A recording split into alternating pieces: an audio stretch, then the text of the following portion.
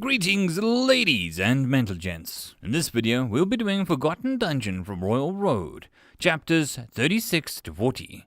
I hope that you enjoy. Forgotten Dungeon, chapter 36. Uno.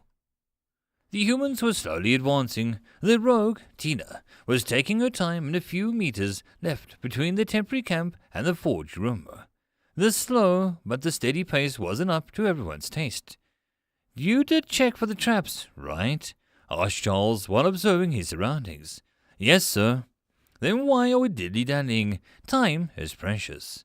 As I said before, while I've checked for traps, there is a chance that some were overlooked or will react to your manner, sir, the thief answered, respectfully and without scoffing, but I saw her rolling her eyes a little. Then you would be guilty of knowingly leading a noble into danger. He snapped back, clearly unhappy and a bit frightened. Which both of us would regret, sir. That's why we keep slow pace, sir, she answered, clearly unimpressed with the threats.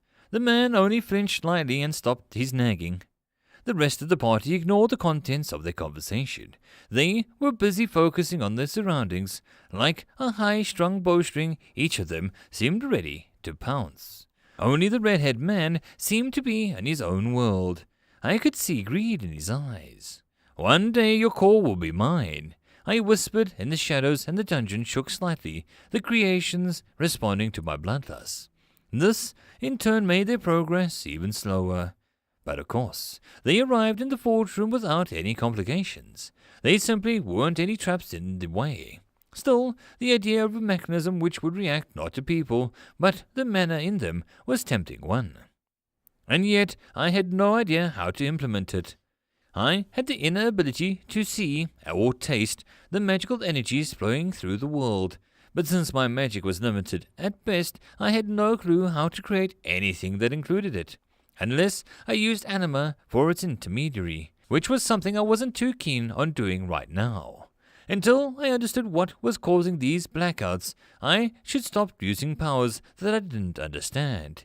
Barring, of course, the situation where I had no other choice.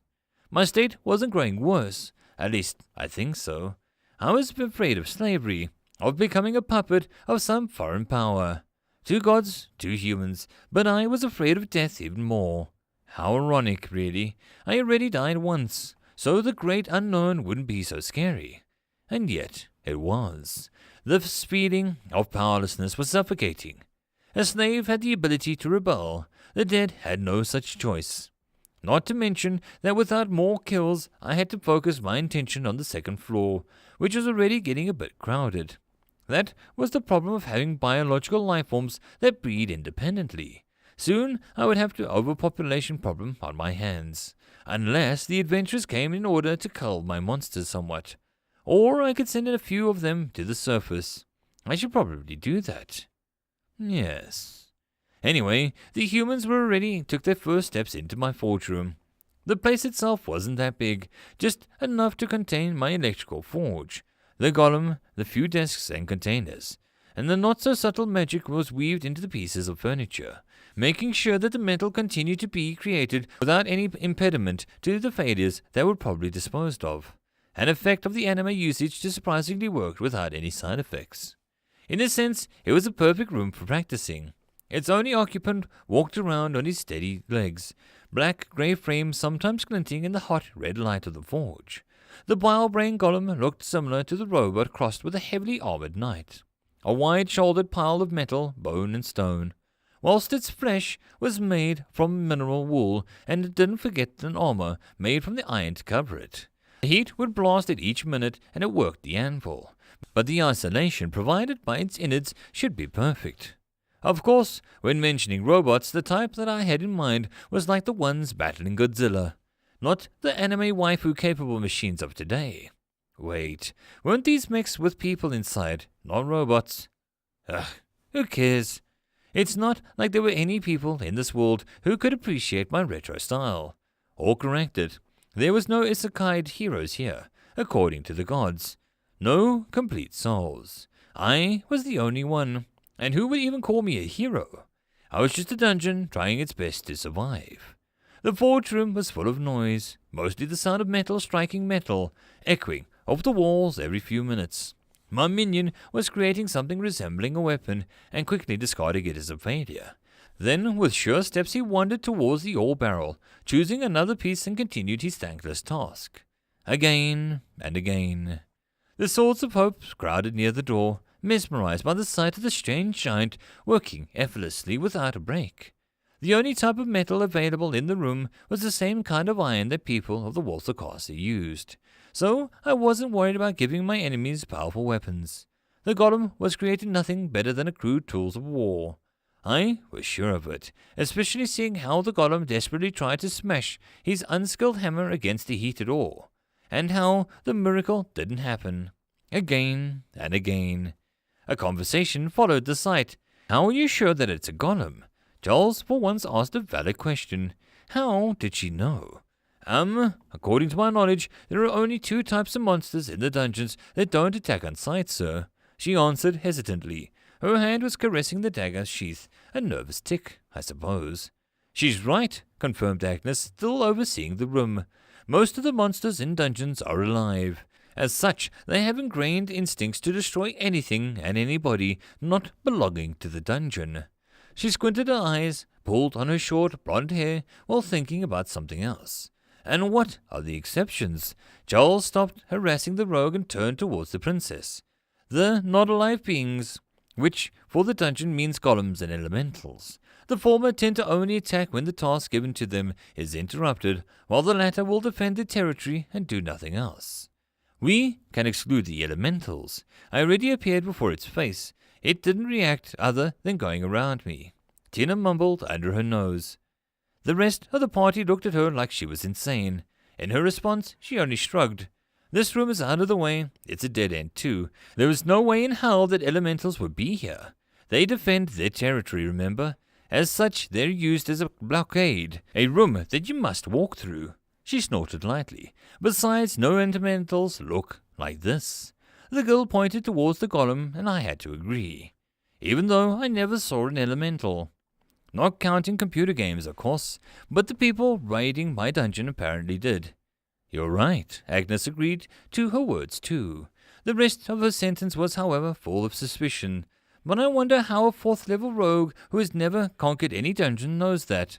I tried to study hard in order to feed my siblings. Tina scratched her head embarrassingly, but I saw the cold sweat dripping down her neck. I see. But please remember that the dungeon is different. Crazy. This could be an elemental, and then you'd probably end up a stain on the wall. The princess did not press the topic. Nobody in the party reacted to that short conversation, barring the elven priest who looked at the thief with a sudden caution. Okay, people. Agnes clapped her hands together and started giving out orders. The thing in the next room seems to be a type of golem. This means that as long as we don't try and stop it from doing its task, we should be safe. Yep, neat, yes, the party answered, but her head automatically swiveled towards the biggest troublemaker, the fire mage. This means that nobody touches the golem or anything else in the room. Her expression was scrunched. Understood? Yes, I understand. I'm not stupid, you know, he answered lackadaisically, only to suddenly flinch, and the princess moved her face right next to his face, the blonde hair nearly touching his flushed skin. I'm speaking seriously, dear, she mumbled cattishly in his ear. Only Charles, Agnes, and me hearing the conversation. Otherwise, I'll just leave you here and go back to your own. Understood? Yes. This time Charles's eyes were wide open as he stumbled on his words. Good. Let's go. As the order was given, the Swords of Hope entered the room while watching all the angles. Both weapons and magic were readied. The tanks entered first, their shields ready to block any projectiles. The damage dealers behind them, and only then the mages. Of course, nothing happened. For a few more minutes they just stood there, observing the bile-brain golem pacing between the 3 places. A barrel full of ores, the strange-looking forge and the anvil located near it, and the disposal container.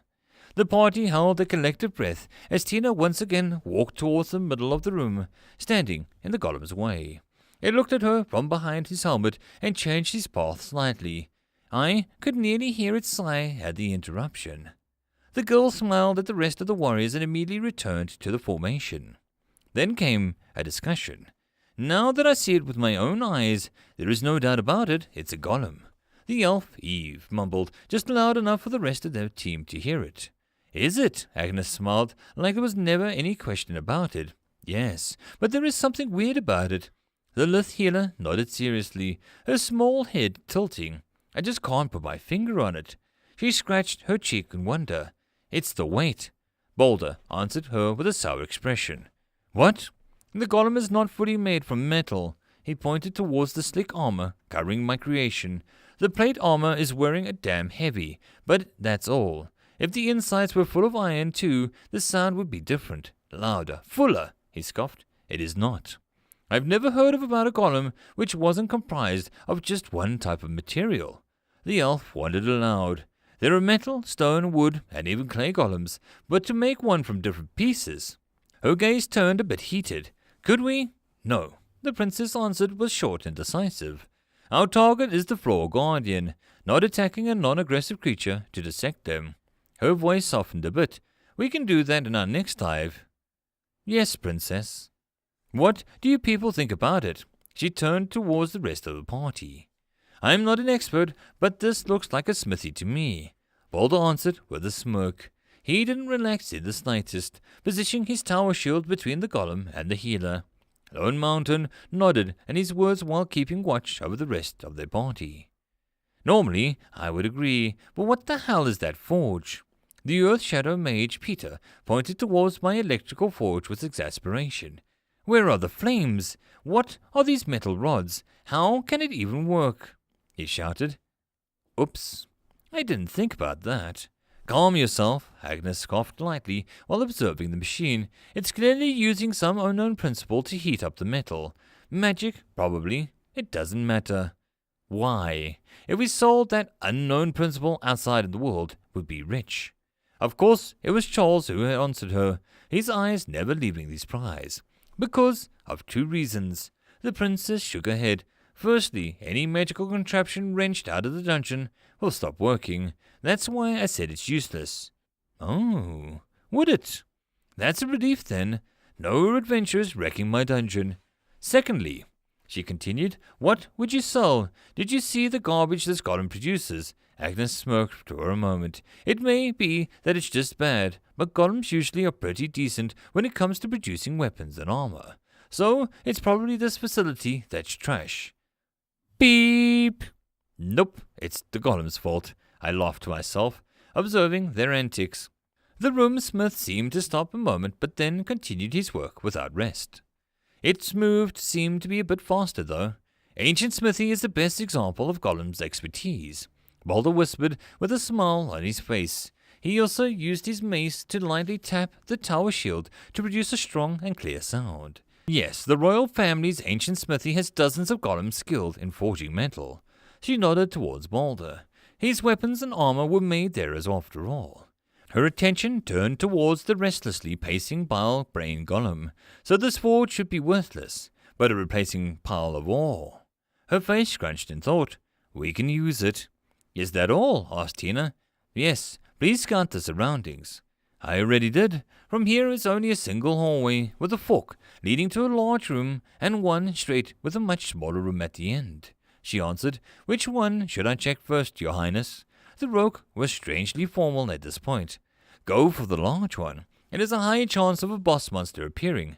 According to the records, whispered Eve. Yes, according to the records, agreed Agnes.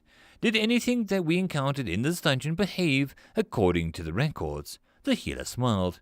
I see that you want to be already forgiven, mumbled Agnes. What? A slight blush appeared on Eve's face. Check the small room first, Tina. The thief nodded and disappeared from the room. The boss battle was approaching. I only hoped that my soul hive guardian was enough for the task. Well, there was the sacrificial altar too. Who knows? Maybe I'll get my 3rd level today. End of chapter. Forgotten Dungeon, Chapter 37. Uno.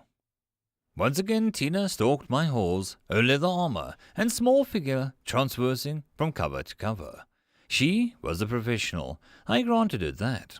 There weren't many obstacles that she couldn't hide behind, especially in the tunnels, yet somehow she still managed to do it. Without my cameras, I would be hard-pressed to find her small shadow in the interlaced light and darkness. But, as before, that was a futile endeavor. These holes were not trapped after all. There was another problem, though. The entrance that had been chosen was leading straight into the rattling warrens, and a place with high ceilings and a suspicious mound laying smack dab in the middle of the room. A place that the rattlings called home, or more like it, their ancestral lands. While most of their kin already relocated to the second floor, there were still some rats that still guarded the said room, and more sense of duty than any real need, since the proper warrens were located deep underground, far away from the harmful claws of the human race. Their tunnels were encroached by most rooms of the second floor, and the first ones were also fully in their grasp. Of course, a few incidents occurred in the process, one even nearly leading to a completely submerged the whole complex underwater. A zealous digger broke through the wall separating the rattling's living space from the lake. Chaos ensued, but due to the cooperation of his brethren, the situation was soon under control, and I gained a few more high-pressure water traps to play with. Okay, medium pressure. They were still fun. Okay, anyway, it is these guard rats that managed to notice the advancing rogue. She could be all stealthy and stuff, but nothing beats an animal's nose. They took a whiff in the air leading up to the rattlings, and bigger than the nest, it squeaked in a questioning tone towards the subordinates. They answered with an angry confirmation, and soon the group started to close in on the human intruder. A few seconds later, the whole group gathered together and started to leg it towards the perceived threat. Tina stopped for a moment, like a deer caught in the headlights. She didn't panic, though. Her eyes started to look over the environment, taking in the weird, large structures in the middle. I personally thought that it resembled a dirt mountain, with a small oval entrance pasted all over the lower parts. There was a sense of chaos saturating the structure, with a contrast with a bit of orderly nature for my rats. After getting her full, she ran away, her moves fluid and full of concentration, a small animal gracefully escaping her predators, and a bunch of rats close on her tail. The thing about rattlings was that they were really territorial, and would fight tooth and nail for the place that they perceived as their home. I really had my hands full handling their homicidal rage, when a free-range monster accidentally intruded in their turf, becoming a slave to the warriors stationed in the temple grounds, or the secondary rattling warrens was the best that could happen to them.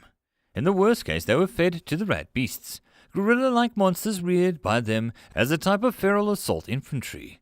I still didn't really understand how did they manage to do that, but they were sneaking suspicion that the few anima stones that they asked me for earlier may have been involved.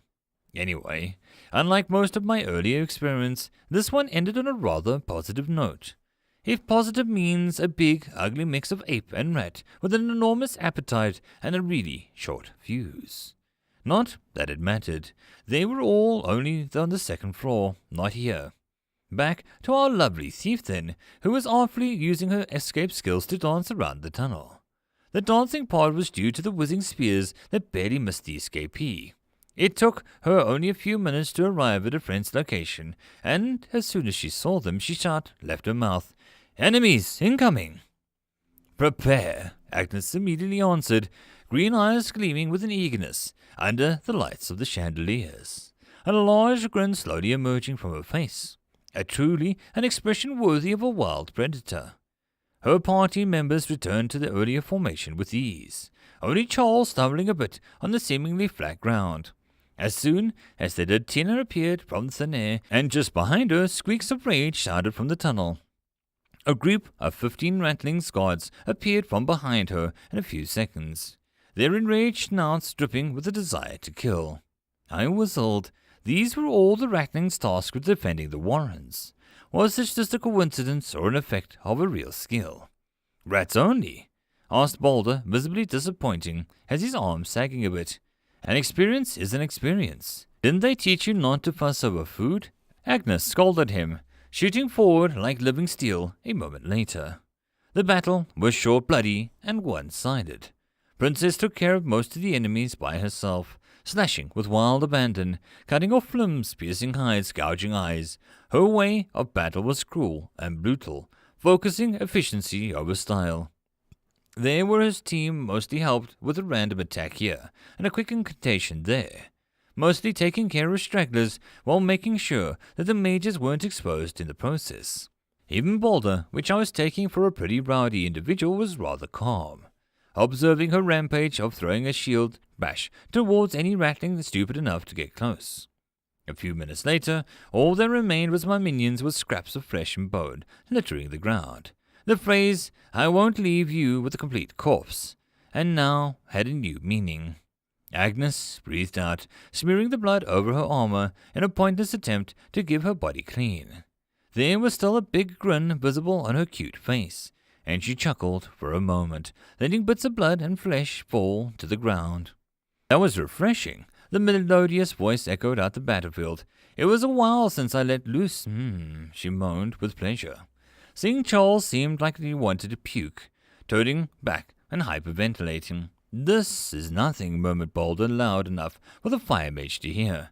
"You didn't see how she went ape in the goblin village." He went in a bit closer, using his fingers to show the gap between 4 centimeters long. There was bits of flesh this big all over her. Most of them ended up in her hair. The half-orc smiled. "That's why she cut it short, you know. Rather cute for her. Don't you think, right, sir?" These words made Charles's face turn even greener and run a bit further away while keeping his hand over his mouth. And then he proceeded to empty the contents of his stomach on the surrounding floor. I could see the grin forming on Balder's face and a malicious anger burning in his eyes. He turned back to his companions once more, and once again composed and calm, an actor wearing a mask. "What happened?" asked the leader while trying to shake free the pieces of meat in her hair. It seemed like the current short style was still not enough. Maybe she should go bald. I laughed at myself in glee. It seems like it was a bit too much for the cherry boy. Balder grinned evilly. Agnes only sighed in response. "Just curb it down a bit, okay? He's still an asset and a powerful mage. You don't want to get on his bad side," she chided, but even I could see that there wasn't much strength behind her words. "Yes, yes, my lady. The slowly orc will heed your words." Balder nodded, bowing deeply and thus hiding the emotion spilling out of his eyes. "Whatever." Agnes shrugged her arms and turned towards Tina. "What happened?" The rats were guarding a smaller room. My hiding skill was useless since their senses of smell seemed really good. She shook her head in disappointment. 2 daggers cluttered each time that she moved her body. "Then of what use are you, a rogue?" A voice interrupted. It was, of course, Charles, who returned from his retching, a small handkerchief held by his mouth. "For traps and scouting, sir." "You just returned with enemies on your tail. How is that scouting, huh?" "I simply don't have strong enough suppressants, sir." She scratched her cheek, leaving a white trail in it, where it pretty much bathed in sweat, blood, and other fluids.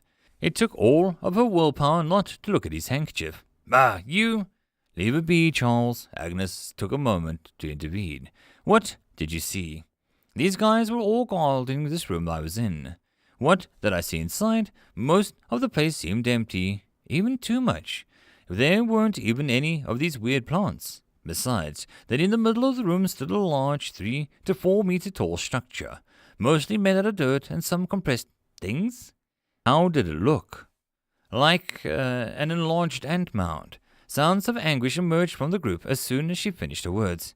"Frick, not insects again. Their acid burns are like hell," screamed Balder, while taking off of his left gauntlet to scratch his visible scar. "Ants, ants! No, don't." The elven maiden whispered to herself, and even Lone Mountain seemed to tremble for a moment. She looked up at the ground with a complicated expression. It shouldn't be ants. There were no tracks after all. This dungeon specializes in rats and the undead for some reason. Such a change would be unheard of. Peter spoke suddenly, lifting the atmosphere. "Yeah, like everything else that we saw here is so normal, huh?" Balder immediately dragged the conversation down, and I could nearly see the plummeting morale. "I didn't say that there were any." Tina got a bit angry. "It just looked like an anthill. Besides, I doubt that the ant colony would have been guarded by rats, right?" she asked in the void, but a calm voice seemed to quell the emotions of her companions. True, Agnes nodded sharply, her early expression gone. Did you see anything else? Yes, a glimpse of the next room. Tina tensed up a bit. It looked like some sort of metal was embedded into the wall. A boss room, then. Boulder laughed and the rest soon followed. Once again, only Charles looked a bit lost. I don't understand, why is everybody laughing? Most of the dungeons tend to pretty up their boss rooms with a bit of colourful stone, metal, sometimes even plants. Looking at how dreary this place has turned out, we can be pretty sure that our floor guardian is just a few minutes away. Agnes smiled while sharing her knowledge with the noble. I wondered, was the place really that colourful? I guess so. The copper embedded in the walls made for a fascinating sight. Its web-like structure flowing free from the empty space where the fake core rested before. It was true that it was the flashiest place in the whole first floor. Was that an accident, or did some unseen force guide my steps? It's damn worrying. Now, however, I had more important things to think about. After not even sparing more than a few looks at the rattling warrens, the adventurous party walked towards the former core room. I guess calling it the floor guardian room was fitting, especially since it was the world's tradition. As they came closer to my soul hive guardian, their steps faltered, and soon all of them stopped, gazing at its monstrous yet knightly form. Yet somehow procured a two-handed sword from somewhere, and a sad excuse for a Golem smith, probably being its source. It hurt my eyes, seeing how blunt the supposed cutting weapon was, but then again the sheer mass of it was enough to deal damage. Still, I promised myself that I'll get better weapons ready. It was a shame that the floor guardian only had one with this. The monster was kneeling before, but as soon as the human party entered, it lifted its large form out of the ground. Two reddish eyes scanned its opponents, and then it spoke. The children of Azrekahl, I see. Its voice was calm and deep baritone, simply too deep as the sea. The three-pronged star. He nodded towards Agnes. An unyielding shield. The mountain bowed slightly. A child of the beasts. Boulder was seen and dismissed. A little bird. Tina stared at it nervously. And the chosen by flame. Charles smiled, but kept his mouth shut. And a slave of light. Eve squinted her eyes in anger. A servant of the shadow and rock. Peter's sleepy eyes suddenly snapped open. How interesting! The Shadow Mage is the first one to speak. An intelligent monster as a boss. Who are you? There was an unseen edge in his voice. I am but a shadow of my former self. The giant answered in a self-mocking tone. You can just call me Guardian. Guardian, I see. What can you tell me about this dungeon? What are these artifacts? Why the rats? And how did the dungeon core summon the... That's enough. The giant waved his hand and laughed with amusement. For a moment an illusion of his voice wavered, and a choir-like sound emerged. I know why you're here, child of the shadows. I also know that you sentients always try to kill the floor guardian. And since that's what I am, discard the pleasantries, mage. Guardian pointed towards Agnes, already emitting a hungry order. Be true to yourself, you barbarians, just like your master. It suits you better. I was sure that if the Guardian had an ability to smile, he would, just now. With a clatter of metal, the monster took a stance, the sword kept high, with the blade pointing towards the ceiling. A two-handed grip made sure that it would neither slip nor stray away from its intended path. Its real body was covered in metal, creating a somewhat insectoid feel, like a giant beetle standing on two legs. The black helmet without any decorations housed two red eyes, cautiously overlooking the battlefield. From behind its head, a bundle of wires extended towards the ceiling. A rope for the Guardian's sanity, helping him overcome the singing mad chorus in his head. And then, without so much as a scream, the blade fell. Dodge! Shouted Agnes, as most of the party dispersed like a bunch of insects. Then she looked again, only to see Boulder clenching his teeth and lifting the tower shield in defense. Dodge, you fool! She screamed, her voice suddenly hoarse. In the blink of an eye, Agnes changed her direction, now running in parallel to the enemy. The half-orc only smiled at her, while mouthing some words. Shield technique, I think. was that his skill. It seemed like he had full trust in his abilities. Yet the princess thought differently. "It's not enough," she screamed with a shrill voice, unlike any I've heard before. Her dash forced her to run right into the wall, but as I watched with excitement, Agnes did something weird. She jumped right up towards the wall and, using the momentum, turned completely back, right into the path of the falling giant's blade. I winced seeing this maneuver. Overworking your joints like that was bound to have some consequences. Youch. At least, her move surprised the Guardian enough to stop his attack for a moment. Making use of the distraction, she moved right close to the falling weapon. Her dual swords drew a beautiful arc as she smashed into the pile of metal. This moved the executioner's blade just far enough to only scrape the tower shield, leaving a long scar in the middle of it, and then it smashed into the ground. Boom! A pile of dust floated into the air, completely muddying both mine and my monster's sight. And that turned out to be the chance that the humans were waiting for. "Mages, focus on the weird rope that's coming out of its head," the princess screamed once again. She was clearly enjoying this, like a fish in the water. After all, she seemed to be the most alive in battle against a powerful enemy. Warriors, thieves, harass, heave, heal when needed, attack when you deem it necessary. The elven maiden nodded, clenching her teeth. "Aren't you forgetting something?" A loud voice of the Guardian cut through the dust just behind the flat side of the blade appeared, this time moving horizontally. "Dodge!" Agnes screamed once again, ducking right under the attack. Tina wasn't so lucky as she jumped into the air, but was swatted down like a fly by the constantly moving weapon. Lone Mountain jumped forward, grabbing the girl by the scruff of her neck and retreating close to the healer. With a quick incantation, she was back on her feet. In the meantime, Charles and Peter were sending pieces of rocks and flaming towards the Guardian, their attacks a little more than a distraction. The Floor Guardian knew that too and vigilantly defended against the skulking Agnes. His blade, not once or twice barring her path. She responded with the swift practiced movements, getting closer and closer to the perceived weak point, the wires extending from the Guardian's head. It was when something unexpected happened. A piece of debris sent flying by the monster managed to cut Eve's hand open, letting the blood out of the minor injury, a non-existent one even. Not for one small thing. The bloody sacrificial altar, which looked like a lot like a slab of rock, a thrice-cursed dark piece of mage equipment. The moment she started to bleed, a magical effect had overridden her senses, which normally would be a good thing, killing the healer, leaving them stranded without the ability to recuperate their wounds. Lovely.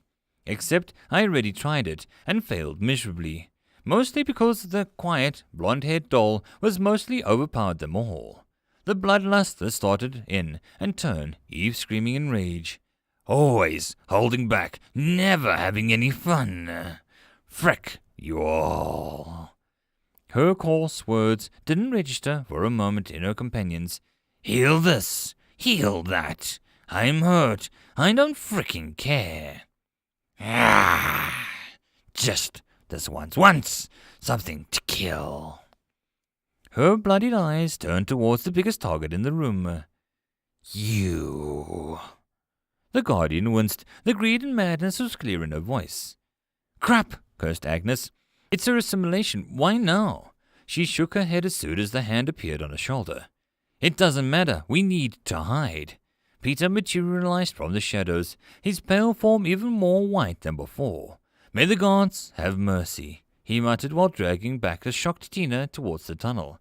"I sure hope she won't collapse in the whole damn dungeon." My first floor boss turned towards the only remaining aggressor. I couldn't see his face, but the uncertainty he felt was easily recognizable. Maybe you should go back?" he asked warily.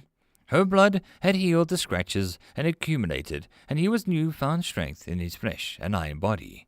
But while the altar blessed him with a part of the enemy's vitality, it was also this portion of his abilities that worried him immensely.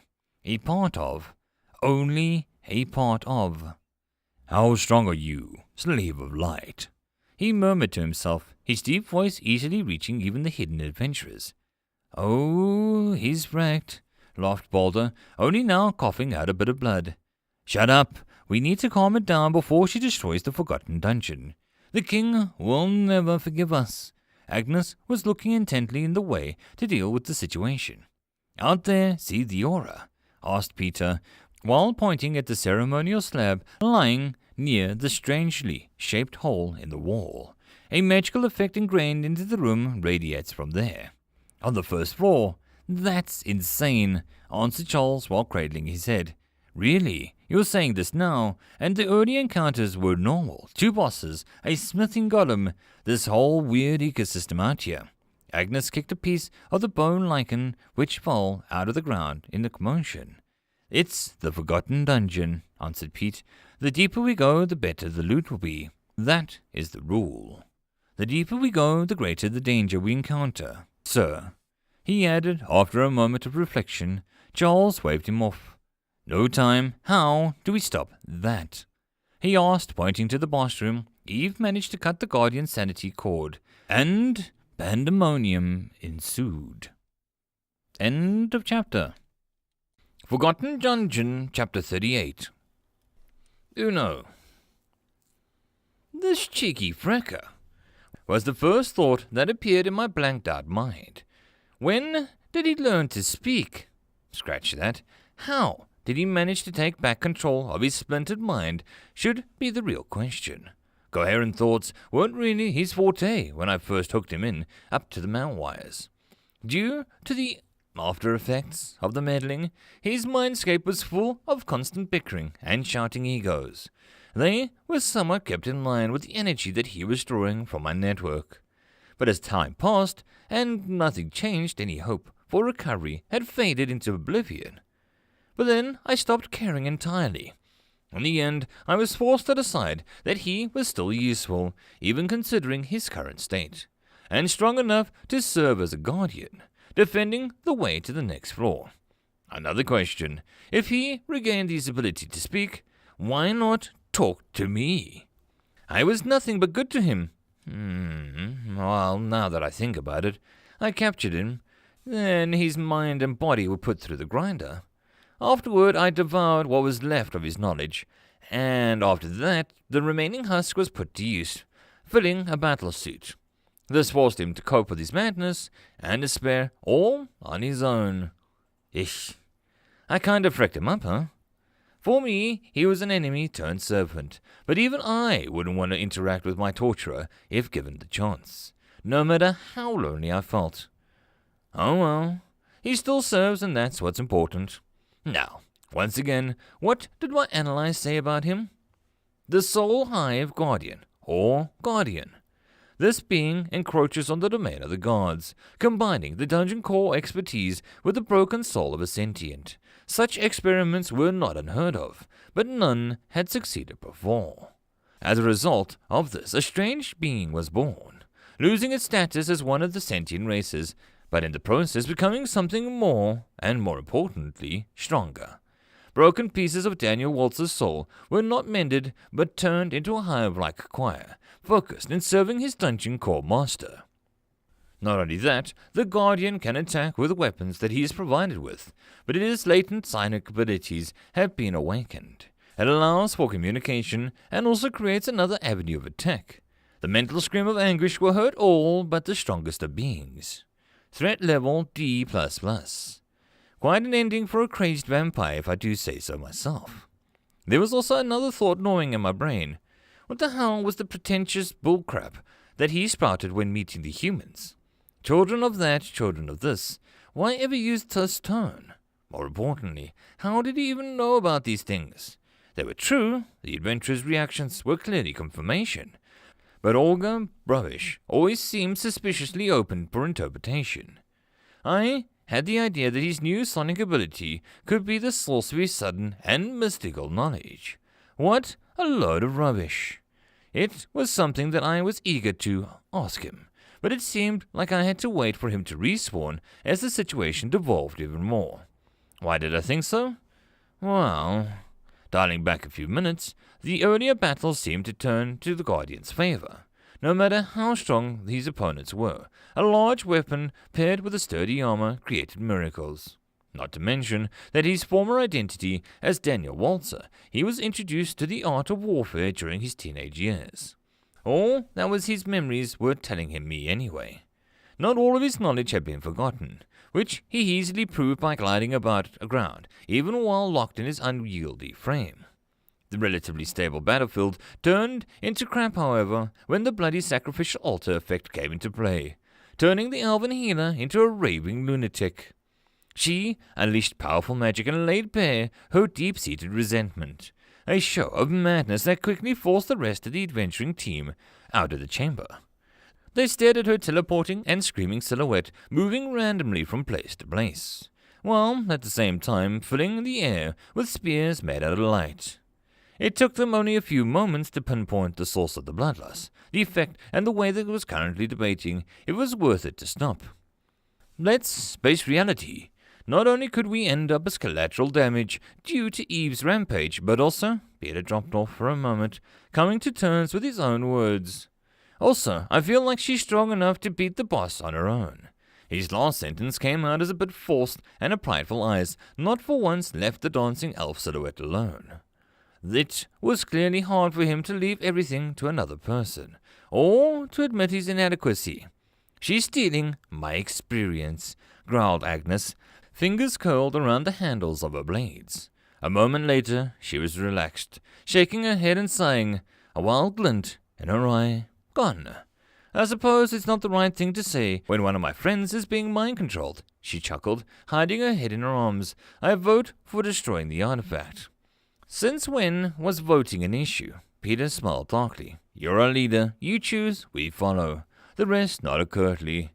Even an outsider like Tina agreed, her daggers ready to strike. There was, however, an opposition. Wait. Let's be responsible. The artifact in question is the property of the Gaynor Kingdom. We would send the scholars here to study it, to weaponize the ruins, to help our soldiers with beating the fallen tribes' armies. Charles made an opinion known, but this outburst only made it clearer about the distinction between him and the rest of the explorers. There is no guarantee that the artifact will reappear as the monsters do. I harumphed. Now that was a really good question.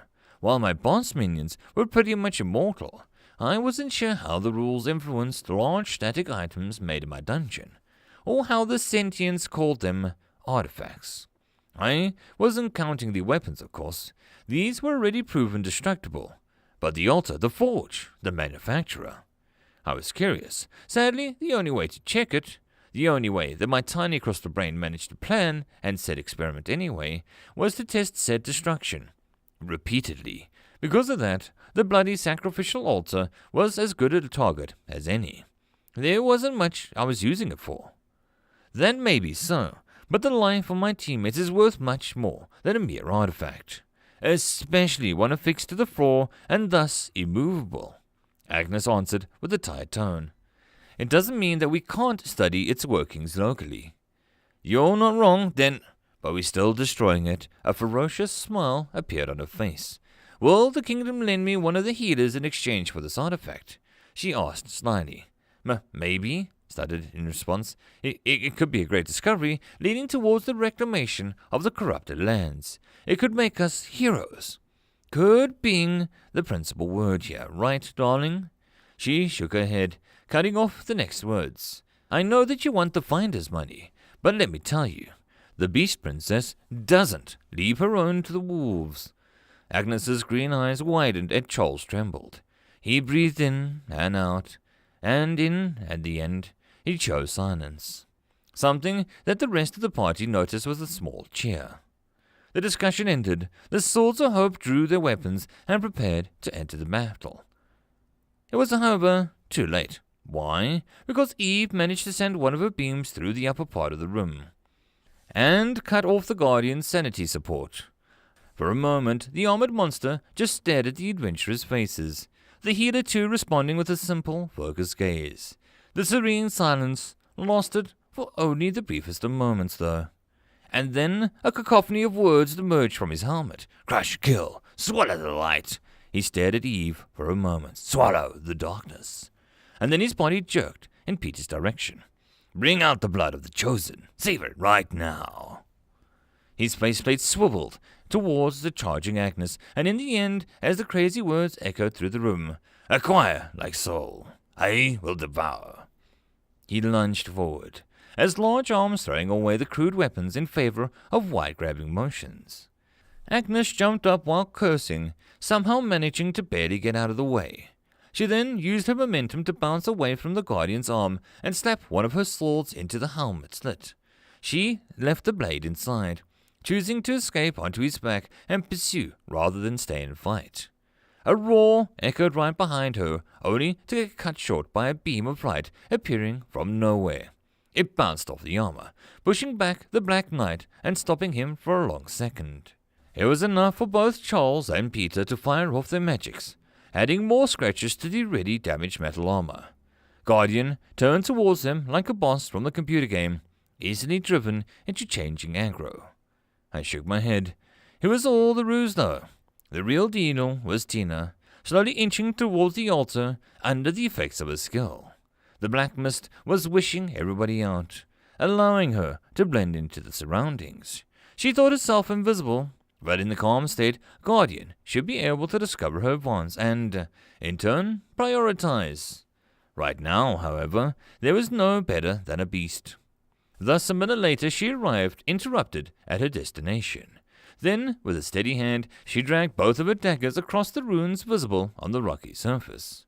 The magical symbols brightened momentarily, only to grow dim and still.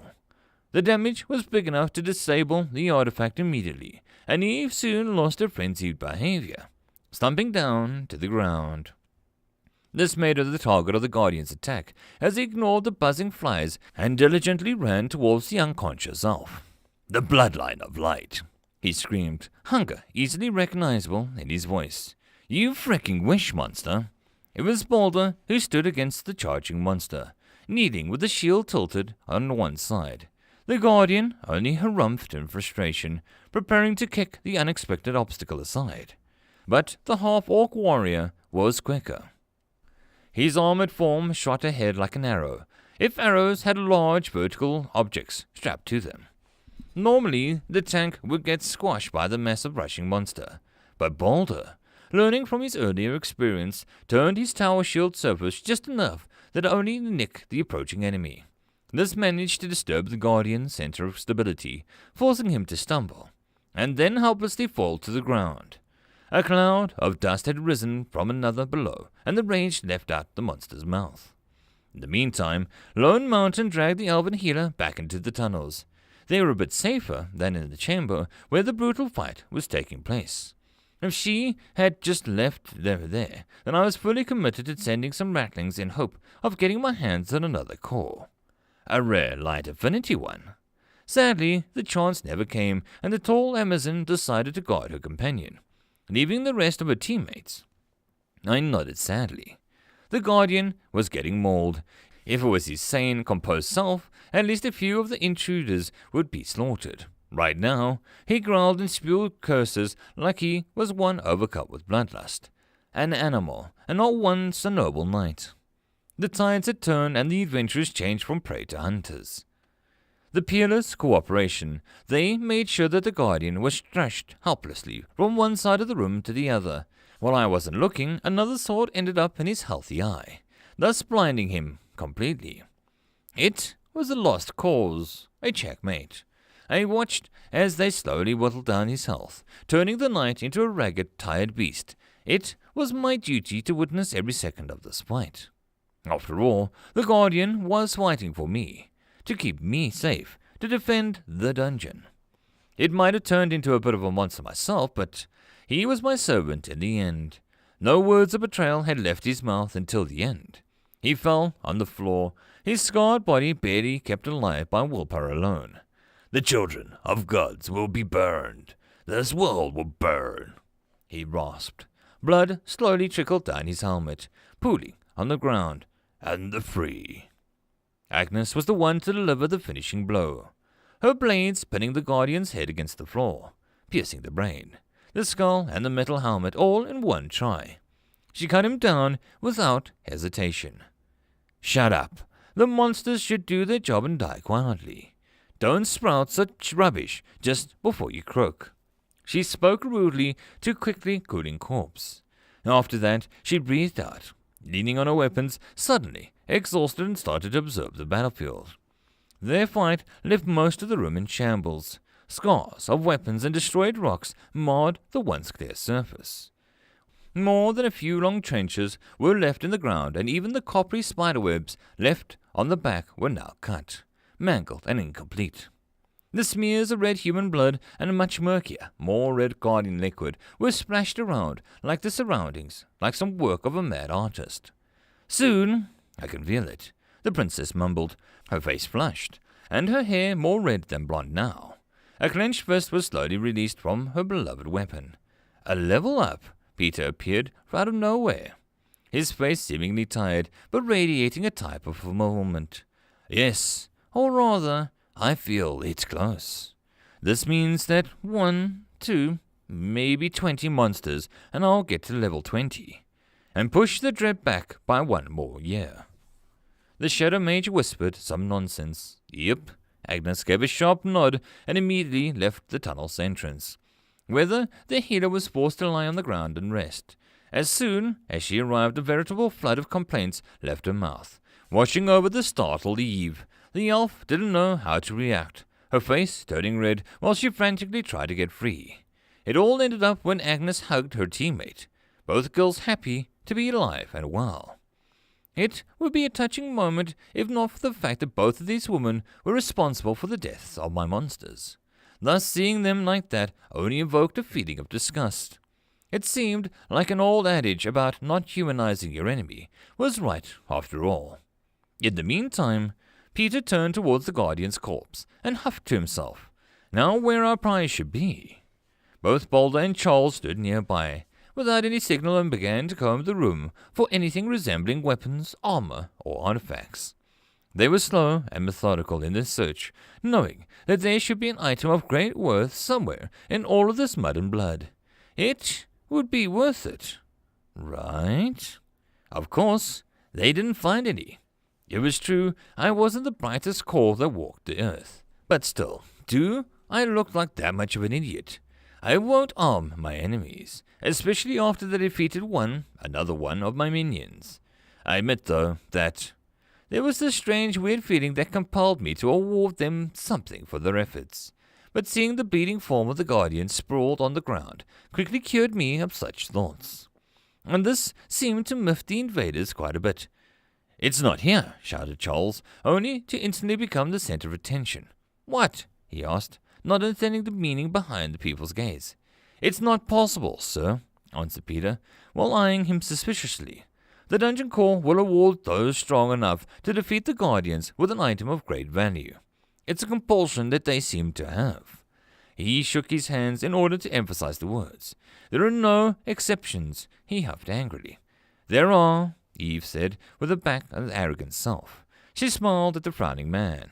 "The undead dungeons deep in the south seemed to grant the items only on the next floor, near the nexus, the core I mean, or in one of the deep chambers."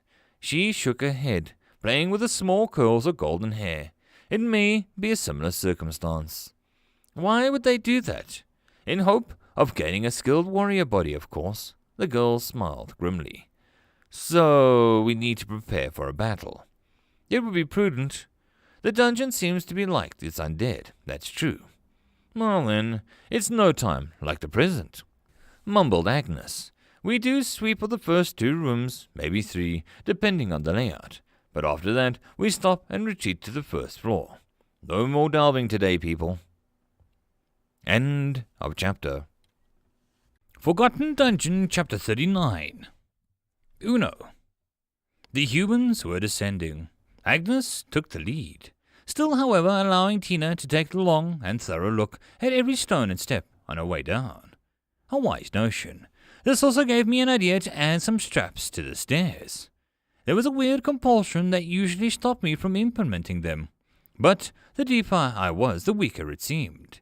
According to the princess's order, the Swords of Hope walked down the stairs in a tight formation, and safely arrived at the greeting room, as I started to call it. I left it alone and focused on the other chamber in return. thus creating another rest spot for the sentries. Tina wasn't, however, in the mood to leave anything to chance, and, as such adventurers, slowly crawled forward just behind her back, matching slow behind her deliberate steps. Only to the end up in the central pond room. What? I never said that I was good at naming. At least the people entering didn't have this fading big letters sprawled right in their faces. Valley of Drake's Undead Berg, Lost Izalith, Firelink Altar, Central Pond Room. Yeah, nope. This place was like the name suggested, teeming with life, full of white silver trees and strange bone ferns, growing in chaotic ways all over the pond, visible in the center. The air was surprisingly dry thanks to the lichen conquering every wall available. Maybe I should prepare another species to compete with it. Something preferably not white, silver, or grey. The whole chamber looked pretty nice under the bright but cold light provided by the large electrical chandeliers sprinkled around the ceiling. They had this strange natural irregularity, creating sections of brighter and darker patches. Bed of copper grasses screeched under the soles of their boots as the invaders walked a few meters into the metal forest before suddenly stopping, noticing the water's surface.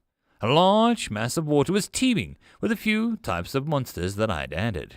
There were erosion rays frolicking underwater, and freely growing dirty green drowning man razors, or even piss-yellow acidic fresh-weed flowers. There were also others anima-free creations with similar colors, but without any special properties reserved for Uno-made creatures. They somehow made their own way down from the stream, originating in the underground lake. The more shocked revelation was, however, that one or two even managed to mutate and survive, even thrive, in the poisoned fluids that is my pond. In the end, while parts of the central pond room were covered in all kinds of metallic flora and brimming with life, water itself had a dirty, toxic feel. Mostly because of the dangerous inhabitants. The place as a whole had a limited visibility, making for a nice ambush location, while also generally pushing the adventurers away from explore to the 4 branching tunnels, not counting the one they came from. It was all, of course, because of my fake core was hidden deep under its surface. Not that it mattered much right now. Anyways, I gave an order to attack as soon as the adventurers advanced into the chamber. While they just stood there staring both at the shiny plants and small animals moving, my Libra exploders started to arise from the various hidden holes from behind the tree trunks and began to run. It was the best quality of undead. They didn't need to breathe, they didn't question my plans, and they hadn't had anything against suicidal orders. Perfect soldiers. It took a second or two for the adventurers to recognize them as dangerous. After all, they were blue hoppers, dragonflies and other small fauna that I created in order to liven this place up. All of them moving, rustling and hunting one another. And to tell the truth, 15 undead running forwards, while looking like they were auditioning for the position of an Olympic torchbearer, wasn't the most menacing sight in the world. Especially since each of them had fallen at least once. I still thanked my luck that none of them fell and then exploded. My surprise would get ruined otherwise. That's why the line of advancing blue-colored undead already made it halfway when Tina started to shout in a panic, "Incoming enemies! Prepare!" "Intercept!" barked Peter, leaving her Lone Mountain Boulder and Agnes to do their job. "They're running weirdly. Something doesn't add up," commented the half-orc, eyeing their clumsy movements. "Surely the dungeon knows that something is on this level won't stop us," he snorted. "We killed the first floor guardian, for Brighton's sake." "You're right. There must be something else. Something that we overlooked," shouted Agnes, nervously swinging her weapons in preparation for the fight. "Wait. My skill is telling me something." She focused, retreating a bit behind the defender's line. And this saved her life. True to his orders, Boulder smacked a Libra exploder right in the head, intercepting his advance and burying the poor creature into the ground, and would work, normally. But his luck seemed to have run out, but the electric stick still managed to touch the volatile metal, while falling helplessly on the ground. The effect? Boom! An explosion that stunned the man and blinded him. I can't see! Help! He screamed, while attacking anything that approached him. More incoming! Dodge! Agnes commanded, her voice once more growing hoarse. It was, however, too late. Princess's people couldn't hear her through the explosions and the dust and the wooden splinters that hurt and separated every invader. Then a few more explosions happened, and suddenly most of them were out there, alone and facing an unknown weapon. And these Libras were only the first wave. The second one started from a bit further, but should arrive in 30 seconds tops. A few of the perks of the undead: inexhaustible stamina. Is everyone all right? Agnes shouted into the air, trying once again to take control of the situation. Retreat to the stairs. We can't deal with these things. Retreat, repeated Peter, hot on her tail. Don't leave me, screamed back Balder, blood flowing from his eyes. Move, move, move! The mages were already retreating. Shadow Mage was first to run. Eve also turned her back at the rest of the team in order to reach the stairs sooner, her gaze lingering for a moment on Balder's angry and fearful silhouette. But she shook her head and she moved away. Incoming! Tina screamed once again, seeing the not-so-comical anymore shape of undead waddling through the ferns and smoke. Get back, sir! She directed her words to Charles, who, surprisingly, was moving forwards, not backwards. We need to get the half-walk, he shouted back. Our orders are different, sir, she responded, her body tensed and fearful, yet she still held still. Retreat!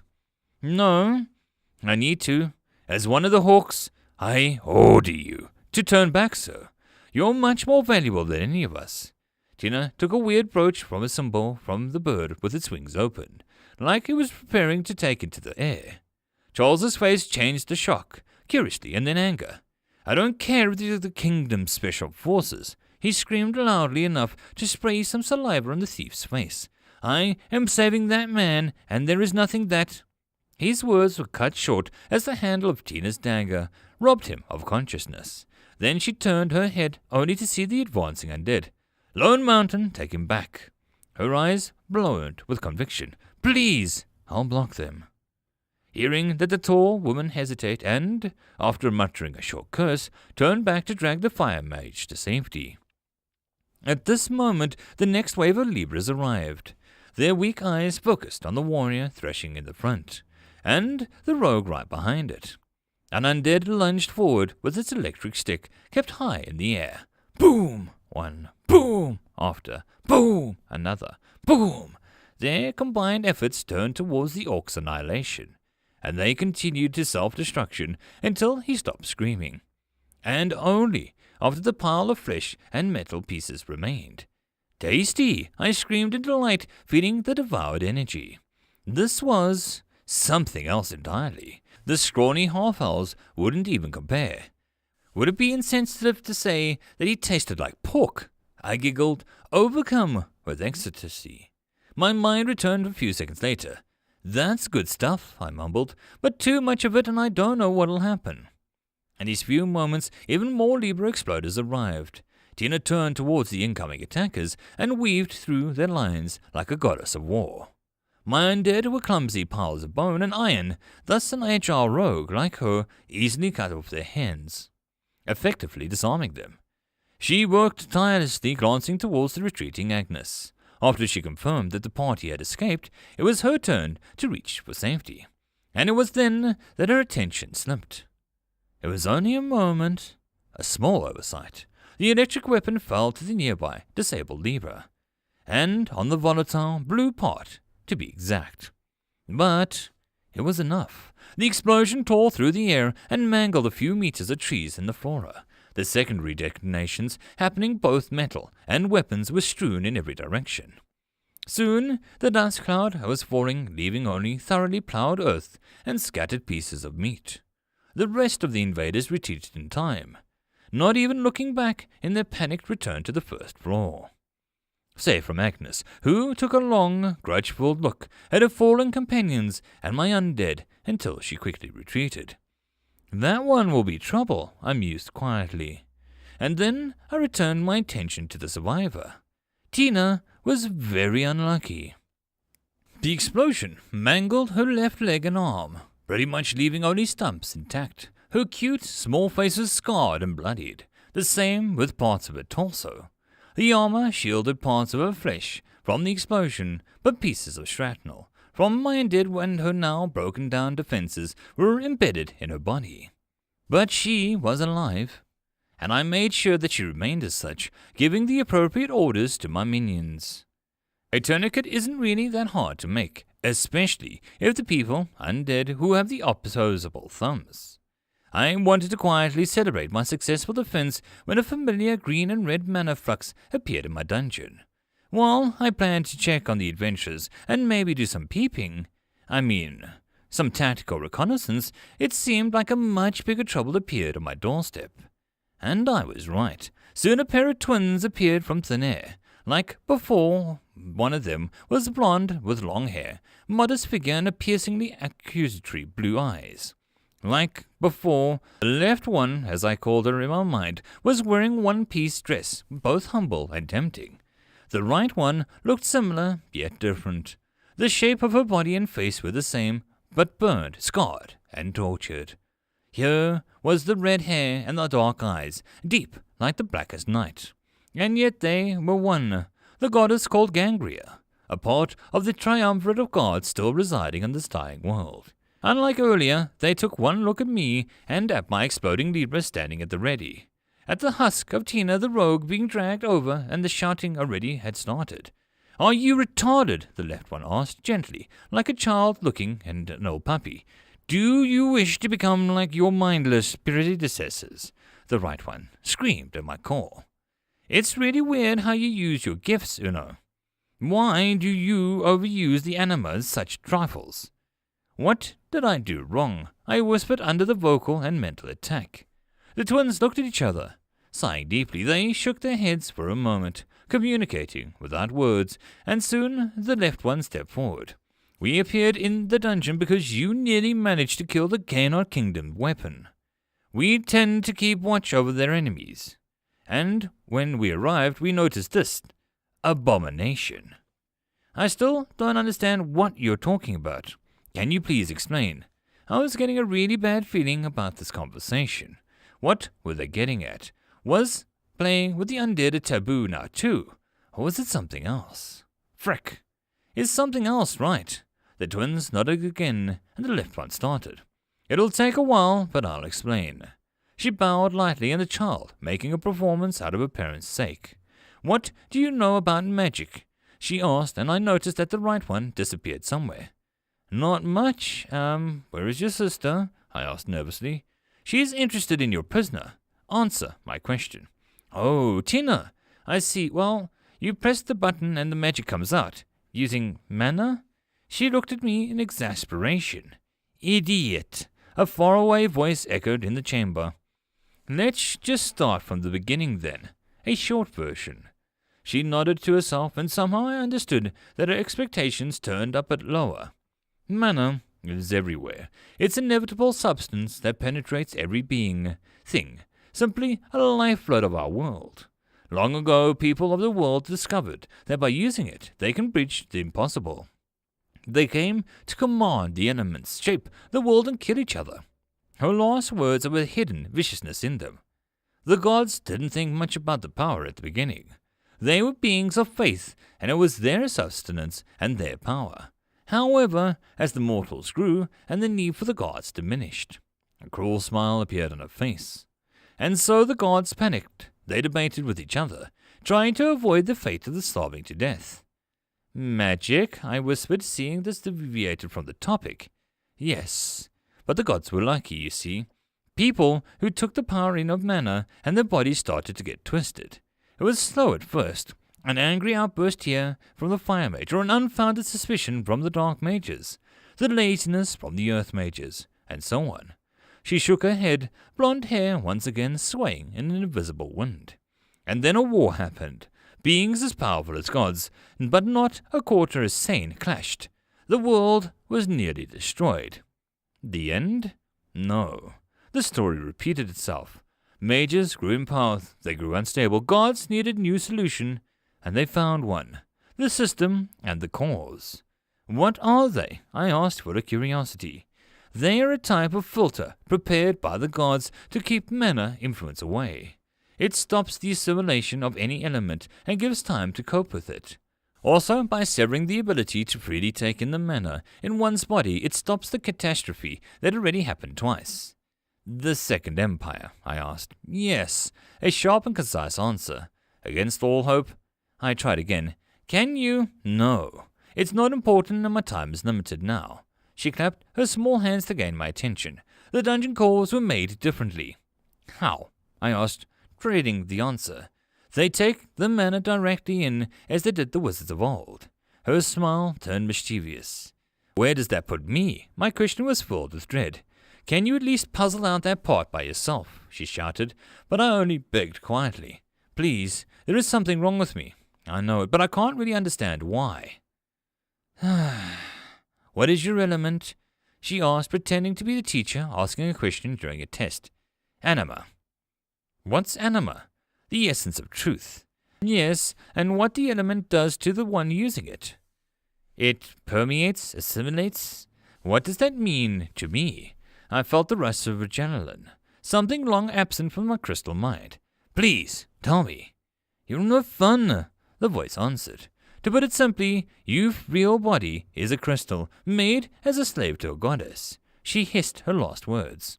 And because of that, each time you use your anima to breach the realms of impossibility, to create these, toys, she pointed towards my duct tape undead, you get a bit closer to the truth of your body. The unchanging crystal whose layers turn stale with each spell you cast, each monster you make, to turn you into the end into a slave, a machine, a tool. Which each word her smile grew wider and wider, more and more resembling her sister. Why are you telling me this? I asked, full of suspicion. You're a nice distraction. We already got all the pieces in place. Would you believe that we just enjoy seeing you squirm? Why? For the first time, both of them stopped smiling. After a long, heavy silence, the right one answered. Would you believe that we're lonely? Her voice echoed and the shadows in their forms started to disappear. Wait, please, I have questions. My words were only answered with two distinct chuckles. Later, have fun. I left you a present. Ah, a present? As if to answer my confusion, the woman's scream tore through the dungeon. End of chapter. Forgotten Dungeon, Chapter 40. Hearing the scream echo through the tunnels, I forced my senses to expand. My being, only a focus to the sole point of Gangria, had appeared, and expanded back to its default omnipresent state. It was once again aware of everything that was under my watch from my cameras. I was the dungeon, and this knowledge came by a type of pride, an addicting sensation. Because the change in perspective, finding the source of the constant wailing, turned out to be child's play. Before zooming in, however, I wasted a second to check the adventurers currently camping on the first floor's guardian room. The heavy silence that permeated the air said a lot about the current state of the mines. I left nothing to chance, though. My lever exploders were already waiting hidden amongst the grass. With endless patience, they eyed the stairs on whichever invaders might appear once again, just in case one of them was stupid enough to renew their attack. At the same time, the manufacturing workshop was humming with an ant-like undead, laboring busily to produce new exploding sashes and affix them to the lever of volunteers waiting in a long line. I clearly mismanaged the speed of their production, but other than that, everything was going exceedingly well. The source of my concern was different. I found the origin of the commotion. It was Tina. She crawled towards the closest wall and curled up as much as a being lacking limbs could. Her tattered body looked awful in the first place, and I glanced through her pale face as a testament to the pain that she felt. The blood loss was being slowed down by an insidious killer. Yet, after a few minutes of observation, my opinion changed. There was something wrong with her, both mentally and physically, and it wasn't something as obvious as a phantom pain or the discomfort stemming from the knowledge that she would never walk again. Her thin body was changing color, which reminded me of Agria. the disease that turned the skin of its victims grey.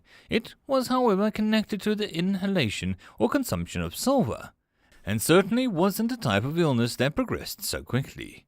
Strangely enough, the most vulnerable parts of her body, the stumps of her arms and leg, were looking clean, the silvery stains concentrating around the chest and neck regions of the young thief's body. Even stranger was the look in her eyes. Was she hallucinating? Her dull, lifeless brown eyes clearly indicated that she wasn't all there. Escaping the reality, after all, was the normal way to cope with an unimaginable situation. Taking, however, a closer look, I wondered if it wasn't instead an expression of shock, or maybe even betrayal. Only now I remembered that for a few long minutes she was in the presence of Gangria, Rowdy's personality. At that time, I was more interested in my own survival, so whatever happened, be it a feat of magic or just simple conversation, was unknown to me. Because of that, there was only one course of action that I could take, to simply ask the person in question. But to do so would probably demand the creation of a translation device. Normally, I would do so without hesitation, if not for the warning of the crazy goddess delivered. The way she spoke and explained the chaotic at best, not to mention that she left me to deal with the situation on my own. Then again, I wasn't her ally, neither did I swear allegiance to a faction. What duty did she have to help the wayward dungeon core like me? No matter. I decided to rearrange all this new knowledge in my head. The sentient creatures of the world once upon a time were able to learn how to manipulate the surrounding mana by using this new knowledge that they gained unmatched powers.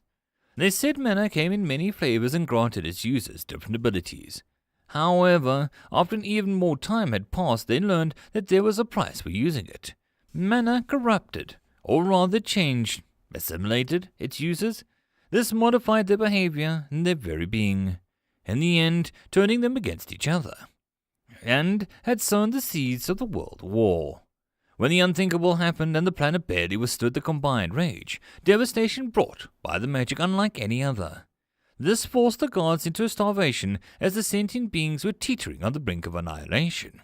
The precarious balance was, however, achieved.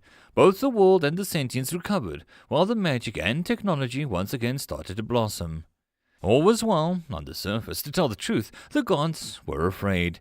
They understood that the resurgence of magic, the apocalypse, would repeat itself. Thus, in order to safeguard their flock, or rather the faith that they produced, a conclave of gods concocted a plan to filter mana influence from the sapiens and add system controlling, or rather completely stopping the magic research in the turn to avert the end of the world. But they freaked up. They freaked up so hard that most of them had to flee the planet, leaving sentience and the ever-growing corruption on their own devices. The only ones that were left were Brighton, Mirabella, and Gangria. One of these was not all like the others. Anyway, what happened? Who knows? Maybe it was schizophrenic goddess visits me again. I'll ask her about that part. It didn't really matter. From where did the corruption appear? Was that an effect of the god's intervention or something deeper, older, stirring from the Yana depths? Who cares? My minions were either immune to its influences or actively cleansed from it by the surroundings. That was the extent that I thought that I was willing to waste on my topic. I was much more interested in the knowledge that described how I was getting fricked by the system and how mana was influencing the dungeon's cores in general. As I understood, I and the rest of the puppet-like DCs don't have any mana filters in place. We have no need for them, theoretically. While we were like the mages from the past, getting easily influenced with our affinities, it didn't really matter in the long run. Why? The rest of the brother crystals had no free will, or sister crystals. Better word, even without the necessary equipment, I thought myself male. They were made to serve the higher purpose, like machines programmed with a sole task in mind. How they did this was irrelevant, be it by using fire, ice, earth, or more ethereal elements. My situation was, however, different. Not only my mind was intact, at least I think so, my memories of the time I spent on Earth were blurry at best, and I also had the misfortune of acquiring the anima, which translated into the truth of being as my element. I mean, it wasn't all that bad. A rare affinity meant great powers. but most importantly, a way to bridge the gap between earlier scientific world and this one, for a focus on magic. I no longer had any illusions that my knowledge was solid enough to replicate things like combustion engines, explosives, or electric forges. Yet somehow the anima allowed me to do it. How? No idea. It just worked. Anyways, back to the story. I couldn't escape my fate, and it was a struggle that every mana user in the past had already experienced, and the defeat that came with it, ending with the irreversible change to the nature, creating a deeper connection to their element. In my case, it was the return to the truth of my current body. The problem was that, unlike humanoids, or even monsters, I was a crystal created for a single purpose in mind: to serve. It was like Gangry explained, a straight way to become a mindless drone and those losing myself completely. That said, I had a few ideas of how to change that truth completely, and possibly even break free of my status as a dungeon core. But the latter was not ideal. From what I saw of this world, it was dangerous, brutal, and on the brink of extinction. Hiding out in my own fortified bunker was a simple and elegant solution, even if these sentients constantly banging on my door. Anyway, there was a problem with the implementation of the mentioned plan. A large amount of anima was needed to do what I wanted to do, but this in turn carried a higher risk of randomly turning into a puppet. Where was the way out then? It was simple. Dig deeper, kill more invaders, grow without using anima as much as possible. This, in theory, would give me enough breathing room to finish the change that I was planning. 1 flaw at a minimum, 2 is optimal solution. The math behind it? None. It was just a feeling, but it should be enough. I wasn't completely guessing. Even the only 2 flaws, my mind was independent again. I could operate without any hindrance when remaining in the depths. Otherwise, my strategy with the suicidal exploders would never fly. It was a much more different feeling than when I experienced the first flaw, which in turn made me wonder about the next question: what my future path would be. I have to consider this carefully. I had no choice. Anima would remain my element. Because of that, the change would come, sooner or later, but due to the preparation I was making, forced a new avenue of thought to appear. A luxury of choice and ability to determine which truth I'll arrive. For example, choosing the bestial form would probably take away my ability to speak or think logically, but also exponentially raise physical ability with it, survivability. Turning into an undead was also an option, although the physiological aspect was what had me worried, but on the other hand, an ability to raise servants or even learn magic, who knows, were tempting choices. There was also the possibility of a more mechanical path, which could really rob me of empathy, feeling, and overall humanity. Not that much of these were left in the crystal prison. So many choices. I daydreamed for a long moment, only to be brought back to reality by another wild scream. Yes, Tina. I wondered as to what my next course of action would be when a string of words escaped her scabbed mouth. No, she mumbled, her gums bleeding and her teeth clenched hard. No, real. It was not real. No. She screamed again, similarly as how it had happened earlier. At least my flaws muted the sound between the different layers. Otherwise, her companions would probably become running.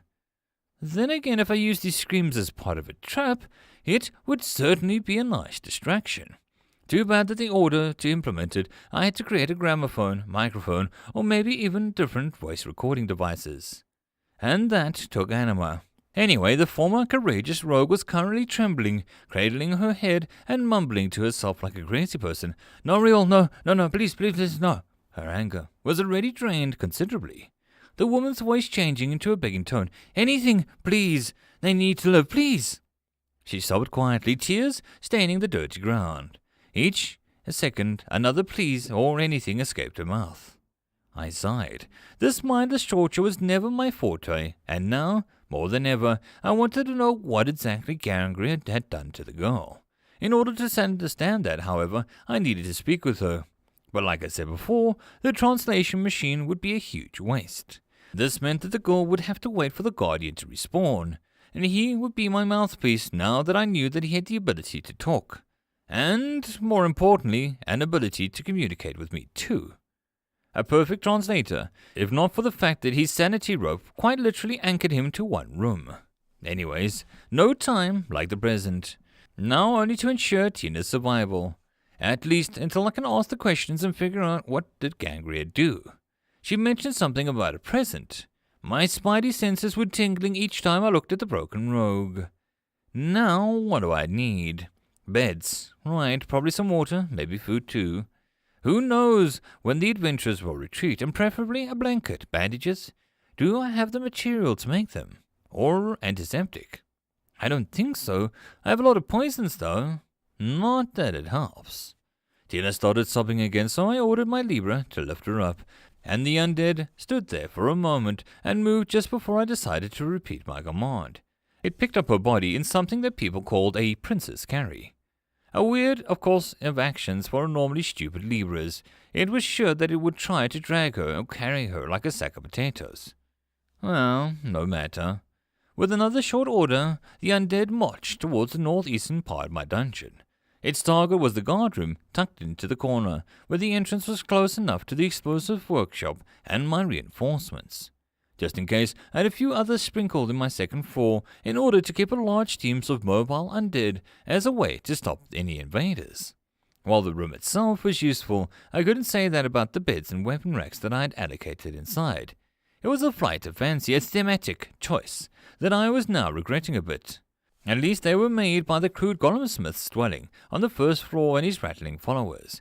They were a surprise. Most of them wore parts of the poorly made armor and strange rat-bitten weapons. On one leading them had a pair of goggles on his head, and seeming his begging posture gave me a feeling of déjà vu, which nearly distracted me from another important discovery. Balder's death wasn't in vain. I mean, he tasted great, so there was that. But his demise I should also understand now, how to create orcs my dungeon. Well, the pure orc was the full name of the half-competent blueprint. Normally, it wouldn't be a problem since I could just mount their torso onto a spider golem and add artificial hands, legs, and even eyes. And yet, it wasn't like that. The data looked like something had shredded it and left only pieces. It wasn't impossible to remake with the metal and anima, but it would certainly be very costly. One I wasn't so keen to start with right now. Maybe after adding a few flaws. Yep. Also, weren't orcs classified as sentients? Why was I allowed to make them? Something was amiss. No, what did I misunderstand? But more importantly, I knew what I had to do. It was an Uno subquest to gather the rest of the orc parts, and since the orc was somewhere on the surface, maybe it was time to check out my rattling army. And maybe do a little hunting. Charles Blueflame, wandering name of the Gaynor Kingdom dungeon outpost. When I came to, I was already outside. The white sun mercilessly hitting my face, I sprung up from the bed, adrenaline still coursing through my veins, the battle echoing in my ears.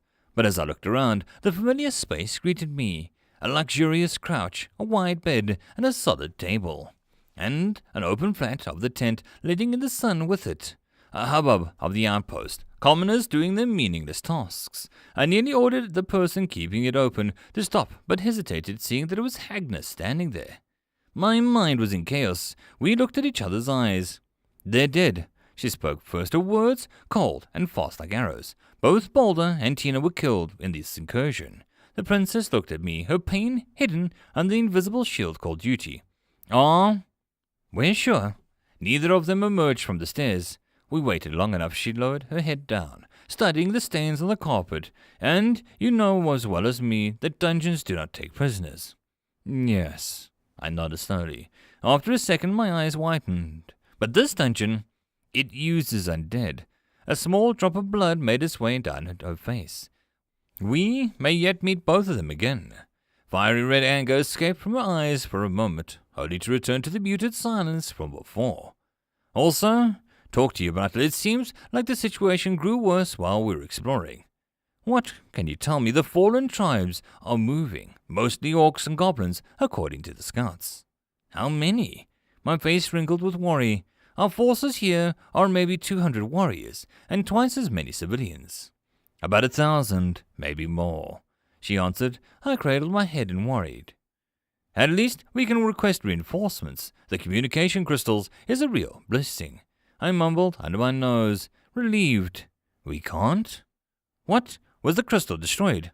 No. She shook her golden hair in denial. We already asked for reinforcements. They can't send any. Why? All the forts on the border are requesting soldiers. Her eyes looked dull and empty. The fallen tribes are attacking our defense lines. We're on our own. She breathed in slowly and then spoke in a flat tone. Their exact words were, use whatever you can use and survive. I laughed in response. End of chapter. And that concludes today's episode of The Forgotten Dungeon. I hope that you enjoyed. If you'd like to support the channel, there are numerous ways to do so, all of which are listed below. But the easiest way would be to collect forgotten souls, create new dungeons, and force them to like and subscribe my videos. Alright, I hope you all have a good one, and I'll see you all in the next video.